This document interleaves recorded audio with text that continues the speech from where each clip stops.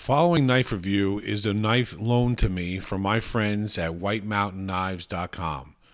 When you're in the market for a good knife, make sure you check out whitemountainknives.com. They have excellent customer service, excellent prices, and very quick shipping. That's whitemountainknives.com.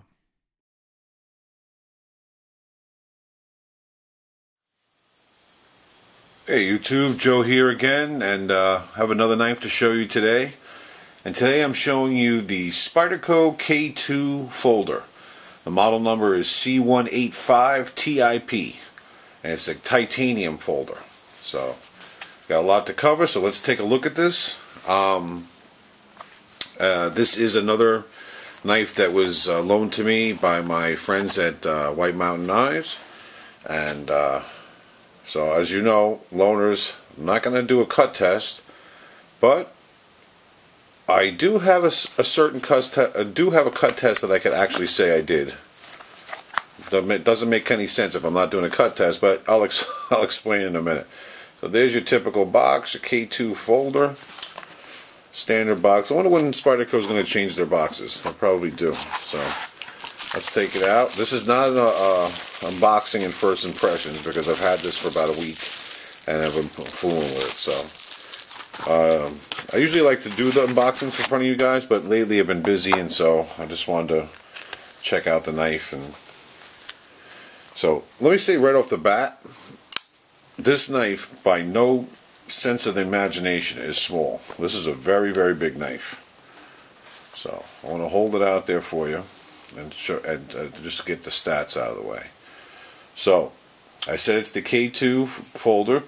It's a collaboration with Spyderco and a gentleman, I hope I pronounced his name correctly, Farid Mehr, M-E-H-R, supposedly a British knife maker.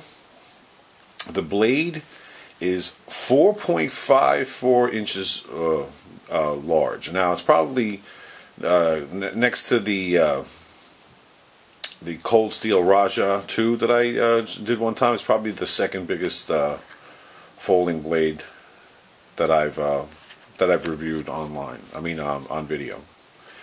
The full length open is just a shade under 10 inches long.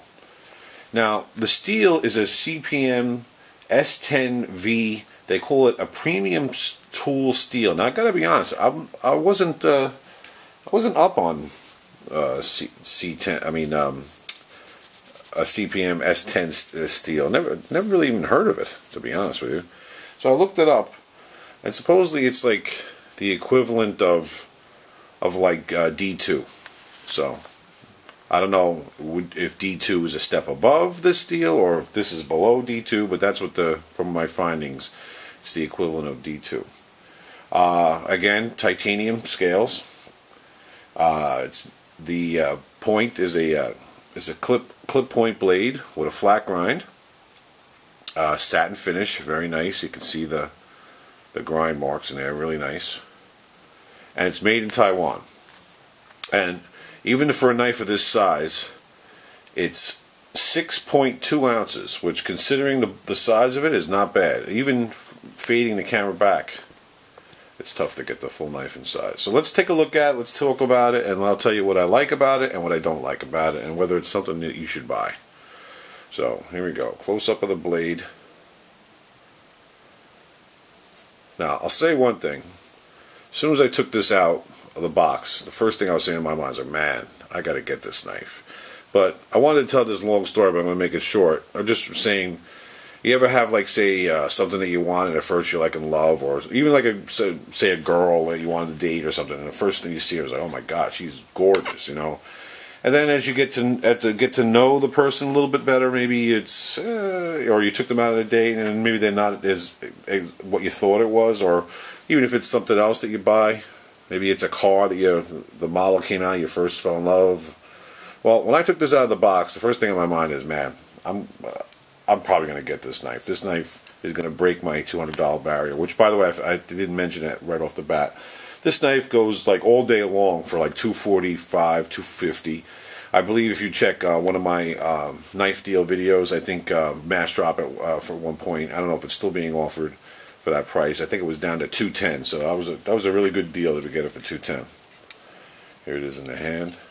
Now the reason why I was telling you that story is, the more I got into this knife, the more I was fooling around with it, the more I was checking it out, the initial wow factor kind of like knocked down a little bit, and I'll tell you the reason why. But before we get to that, let's compare it to something. Let's show you the size. I know I read you the sizes, but like I said, I like to show you against things. Now look how it is against the dollar. As you can see, it's towering over the dollar. So now a big knife in its own rank is,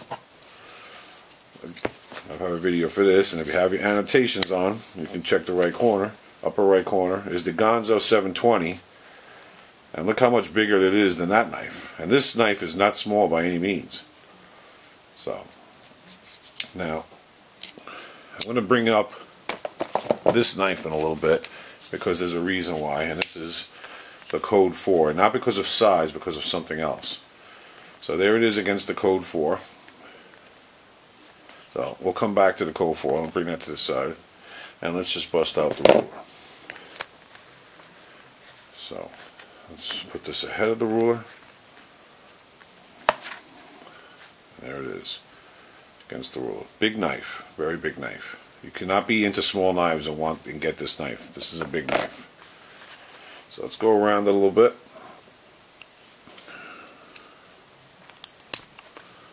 Now, if you just saw that difficulty, that's going to come into play in a little bit. The centering is dead on. Beautiful centering.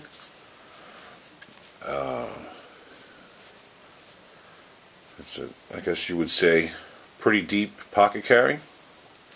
It's a frame lock. What I'm going to probably be discussing the most is the lockup is, I would say, more than 75%. One could argue it's almost 100%, but it's a little bit less than 100. But it's probably 75 to 90%. All right, so we're going to get back to that. So now, the reason why I said earlier in the video is that about the cut test, we can't do a cut test, but I kind of did one, and now I said, well, I'll get to it.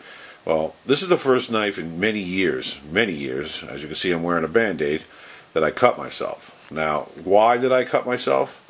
Then this leads into what I'm going to say a negative about this knife, because there is a lot to like about this knife, but there is some things not to like.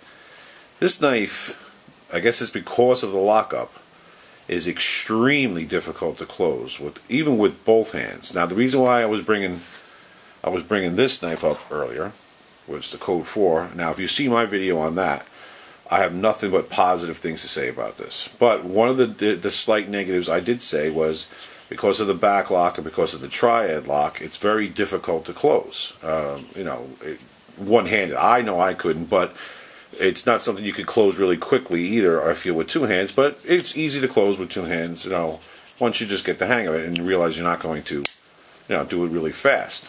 Now, this that is very difficult to close, one hand and even two hands. And now, just tonight, I mean, I've been playing with it for several days, and I was closing. I thought I was getting a little bit better at it, but it's still very, very difficult, and I'm a little wary of doing it again right now with two hands. Now, I was watching TV at the time, playing with the knife, but let's put that to the side. Let's forget about me watching TV. You might say, well, Joe, that's probably why you cut yourself. You were watching TV. I've been opening and closing this knife for the last couple of days, and it is not easy to close. One hand, two hands, watching TV, not watching TV. So let's not use watching TV out of the picture.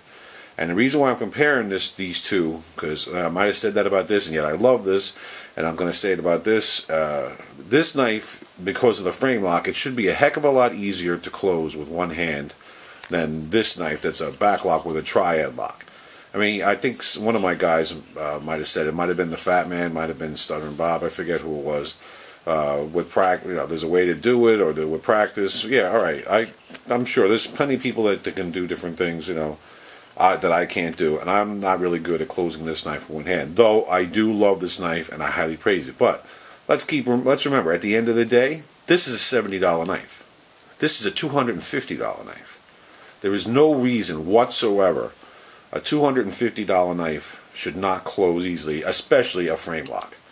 Now, even like I said, even myself, I'm afraid to even push it across now because I'm for fear that I'm going to push. This is going to go down, and it cut me good. Hence, there's my cut test. I'll say this: the knife is very sharp.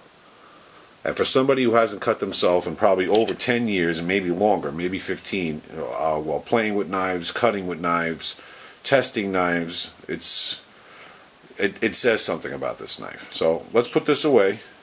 Let's put this back. And I know I started off with the bad. The good, it's a beautiful blade. I love the titanium. I'm not in love with the clip. And this is starting to be a repeated thing. And I think if you look at all videos that I've done that I'm not in love with the clip, I think the clips are probably all similar. Another thing I would think that for $250, you would think you'd get a more higher end clip, or some more thought process would be into the clip. To me, I don't know. It's just that the clip is cheap, and I don't know. I just don't like this type of clip, I guess. Let's try closing it with two hands and trying to be careful. Now, I'm going to give this knife the benefit of the doubt, though. Maybe I got a bad knife. Maybe the lockup on other knives, on other K2s, are much better.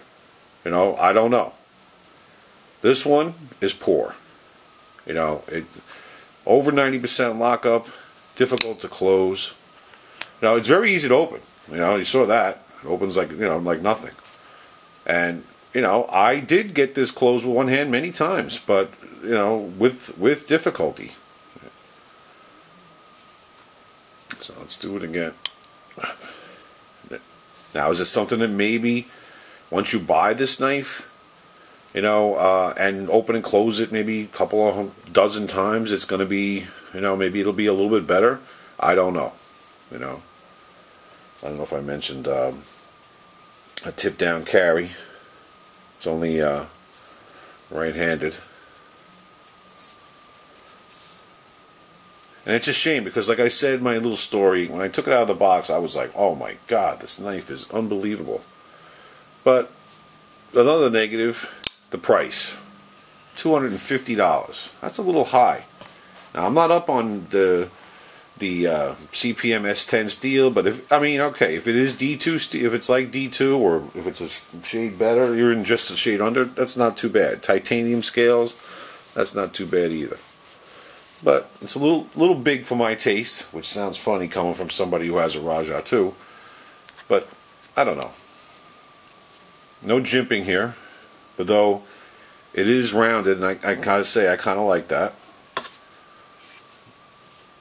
I don't know. I just, with certain knives, when you factor in the price and when you factor in maybe any issues you might have, and in this case the closing issue, it starts making you wonder whether the knife is really worth it. Now, it is made with good materials. Like, another thing that might sway people away is the high price and being made from Taiwan. So if it was made in USA, they might feel a little bit differently. So, like, if you remember, what was it, the Spyderco friction folder? I had said, there was a lot of negatives going on with that. I liked the knife, but I felt that the quality of the steel and going along with the price and no locking system didn't make that knife really worth the price. I'm going to say with this one, the titanium is nice. I hope it's coming in good. The scales are nice, 2 slabs of titanium. It's really nice. I like the look of it. I can live with the size. Look how big it is in the hand. I can live with that. That's not a problem. You want a big knife, this is your knife. But I just saying that, let's just say for the sake of argument that this is the way all K2 folders are. I am not liking this, the lockup, and I am not liking the difficulty I am finding closing this knife in one hand. And like I said, this more than the Code 4 should close a heck of a lot easier, especially it being a frame lock and not a back lock, and especially for $250. There's no excuse for that. So my personal feelings of all the things that I mentioned, even though like I said, I like the blade shape, I like the look, I like the feel, I would not buy this knife. Not for $250. Not with that. Now, if I were to get another copy of this knife, and maybe to show me that the lockup is different, and I'm able to open and close it as like a dream, then maybe I would rethink that decision. I still would think a little lower than $250. This is probably more closer to a $200 knife or $190 knife. But until that day comes where I'm shown, or someone else can maybe even mention in this video that they have this and they don't have that problem, and I would tend to say this knife is not worth getting for $250. So I've been babbling on a little too long. I wanted to make this a quicker video. I see I'm at the 15-minute mark. So for its last shot, there you have it. You know, maybe I should come back to this someday. I don't know, but for now, I mean, it would be tough to come back to it since this has got to go back.